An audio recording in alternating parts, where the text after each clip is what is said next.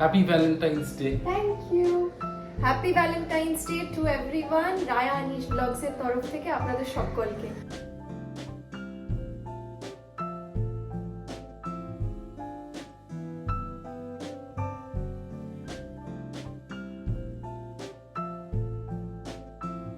এবার আমাদের হবে ভ্যালেন্টাইন্স ডে সেলিব্রেশন। চলে এসছে গোলাপ, তাহলে শুরু করা যাক। তাহলে আগে আমি ঠাম্মাকে দিই। অবশ্যই। হ্যাপি ভ্যালেন্টাইন্স ডে বলতে হবে, আমি যে ছবিটা। Happy Valentine's Day. এক করে বাবা মায়েদের দিয়ে দিক। Happy Valentine's Day. Valentine's Day. আই শাবাশ।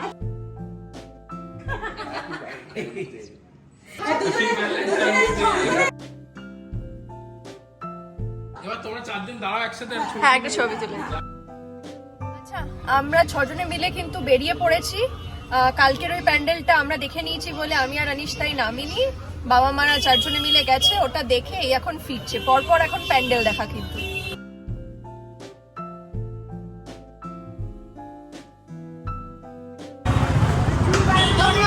কালকে এখানটায় আমরা এসেছিলাম, কালকে মনে আছে এই জায়গাটা কিরকম ছিল, আর আজকে দেখুন এখানে তার সাথে ভোগ বিতরণও হচ্ছে। পাশের পুজোতেও ভিড়, এখানটা পুরো একদম ভিড়ে ভিড় চারিদিক। বাবা মারা গেছে ভেতরে, কালকে তো আপনাদেরকে দেখিয়ে দিয়েছি। ওরা দেখে আসুক, তারপরে নেক্সট প্যান্ডেলে আবার যাব। 17 তারিখে সবাইকে নিয়ে আমাদের গোপী মোহন সব পেয়েছি আসরে। মা সরস্বতী ঠাকুর।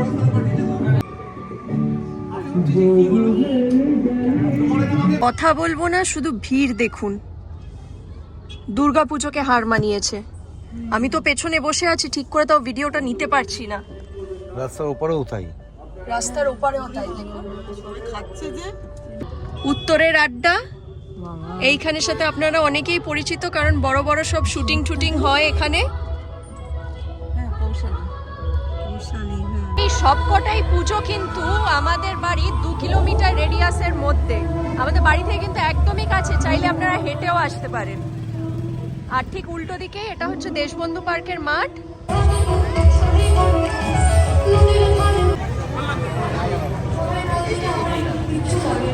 কি অপূর্ব দেখুন।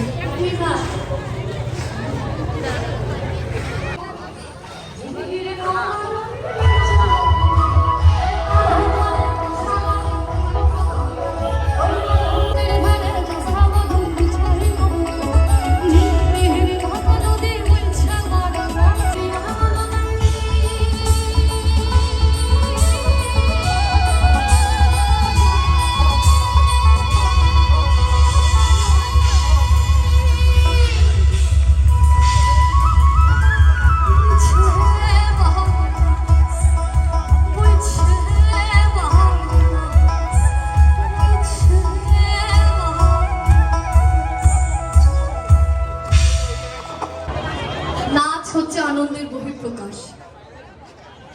আমি যদি ভুল বলি আমাকে শুধরে দেবেন, আমি দাঁড়িয়ে আছি মঞ্চে। নাচ আনন্দের বহিঃপ্রকাশ। আনন্দের অনেকগুলো বহিঃপ্রকাশ আছে, তার মধ্যে নাচটা হচ্ছে সর্বজনীন গৃহে।